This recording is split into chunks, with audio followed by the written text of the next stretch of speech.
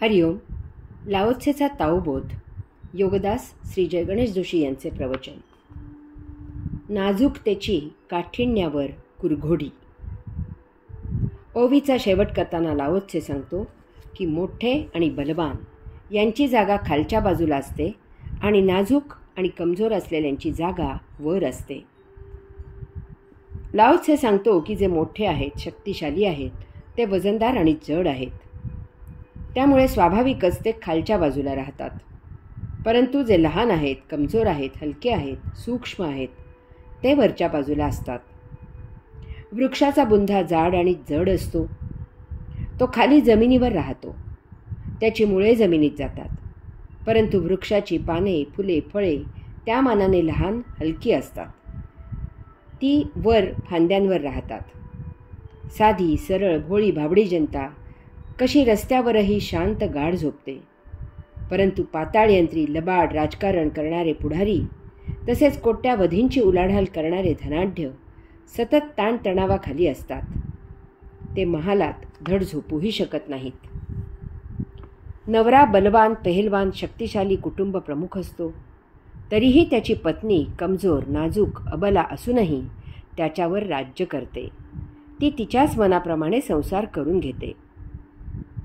अनेक वेळेला भिकारी, झोपडीत राहणारे आनंदाने जीवन जगत असतात आणि श्रीमंत, सत्ताधीश उंच इमारतीत सतत दुःखात असतात. यामुळे योगी वैभवापासून दूर राहतात. अत्यावश्यक इतकाच संग्रह करतात, कारण वैभव संसारात अडकवून ठेवते. यात अध्यात्माला वेळ मिळत नाही. राजा विश्वामित्र, राजपुत्र बुद्ध, राजपुत्र महावीर आणि असे अनेक जण हे भौतिक वैभव साम्राज्य सोडून अरण्यात निसर्गात वृक्षाखाली तपश्चर्या करायला गेले.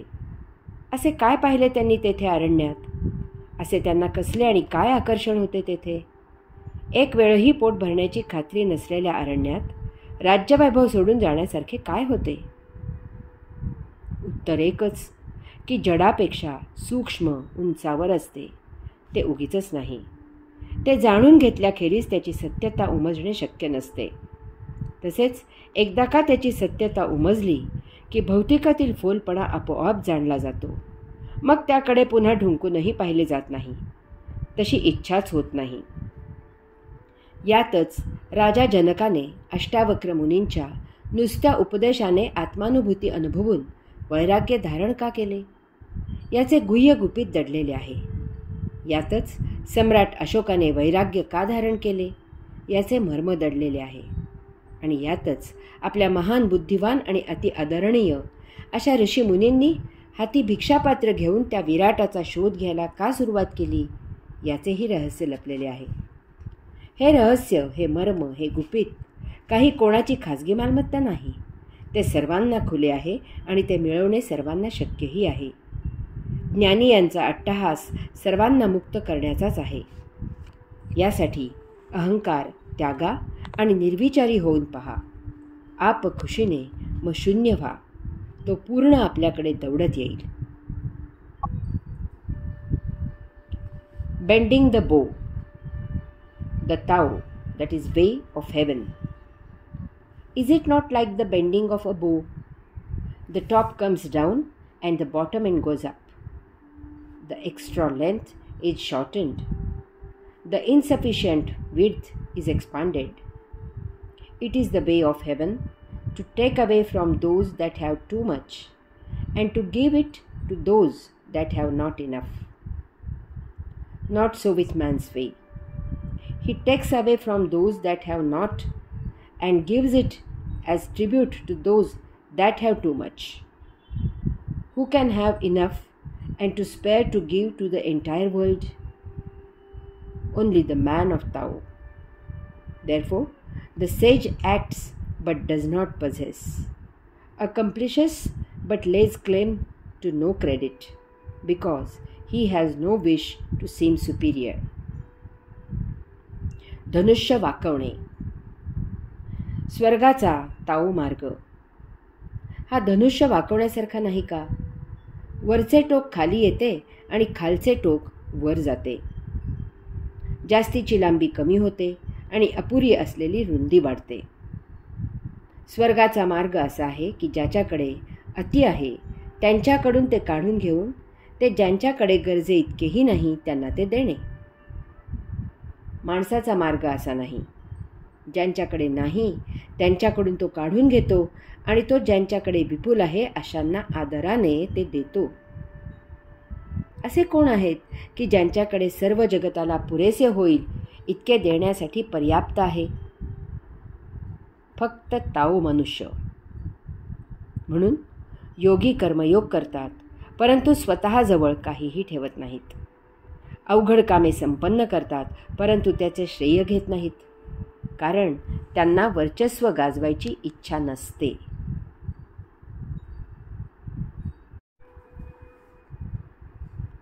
स्वर्गाचा ताओ मार्ग. लाओत्से ओवीची सुरुवात करताना सांगतो की स्वर्गाचा ताओ मार्ग हा धनुष्य वाकवण्यासारखा नाही का? वरचे टोक खाली येते आणि खालचे टोक वर येते.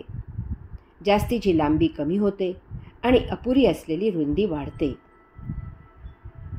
सर्वप्रथम हे लक्षात घ्यावे की येथे स्वर्ग याचा अर्थ आपल्याला अभिप्रेत असलेला नरक, स्वर्ग यातील स्वर्ग हा अर्थ येथे अपेक्षित नाही. येथे स्वर्गाचा ताओ मार्ग म्हणजे मुक्तीचा मार्ग. मुक्तीचा मार्ग सर्वांना मोकळा आहे आणि तो सर्वांना आचरणात आणण्यासारखा आहे. तसे नसेल तर मुक्ती काही ठराविक लोकांची मिरासदारी होईल. जणू काही ताओ हे काही जणांचे खाजगी क्षेत्र आहे. नाही, ताओ सर्वांसाठी आणि सर्वांकरता आहे. यास्तव ताओ प्राप्त होण्यासारखी परिस्थिती सर्वांना उपलब्ध व्हायला हवी. त्यासाठी ज्यांना ती उपलब्ध झालेली आहे त्यांनी इतरांनाही ती तशी संधी उपलब्ध व्हावी यासाठी मदत करायला हवी. हे प्रभूचे काम आहे. यास्तव ते भावातीत सहजच घडायला हवे. त्यातून भावना ठेवायचीच झाल्यास त्यात त्यागाची भावना न ठेवता कर्तव्याची भावना असावी. यासाठी लाओत्सेची फार दूरदृष्टी आहे. त्यासाठी तो या ओवीत उपदेश करत आहे. हे समजावून सांगण्यासाठी लाओत्सेने येथे त्या काळाला अनुसरून त्या काळात शस्त्र म्हणून प्रसिद्ध असलेल्या धनुष्याचे उदाहरण घेतले आहे. धनुष्य वापरत नसताना त्याची प्रत्यंच्या दोरी सोडून ठेवलेली असते. जेव्हा ते वापरायचे असेल तेव्हाच त्याला प्रत्यंच्या म्हणजे दोरी लावण्यात येते. धनुष्याला प्रत्यंच्या किंवा दोरी लावताना ती आवश्यक तितके मधोमध दोन्हीकडून सारख्या अंतरावर वाकवावे लागते. असे करताना धनुष्याच्या वरची आणि खालची बाजू थोडी कमी होते. याचा अर्थ जर धनुष्य उभे केले तर त्यांच्या वरची बाजू थोडी खाली येते आणि तितकीच खालची बाजू वर येते. यामुळे अर्थातच धनुष्याची लांबी कमी होते. तसेच त्याची प्रत्यंचेच्या व दोरीच्या बाजूने रुंदी वाढते. धनुष्याच्या मूळ लांबीपेक्षा प्रत्यंच्या म्हणजे दोरी कमी लांबीची असते. अशा प्रकारे धनुष्य वाकवून प्रत्यंच्या दोरी लावली की ती प्रत्यंच्या दोरी धनुष्यापेक्षा कमी लांबीची असल्यामुळे ती ताणलेल्या स्थितीत धनुष्यावर ताठ बसते.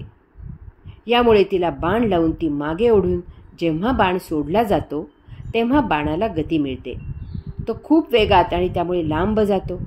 वेग असल्यामुळे सावजावर तो खोल रुतून बसतो. आता येथे याचा रूपकाच्या दृष्टीने अर्थ समजावून घ्यायचा आहे.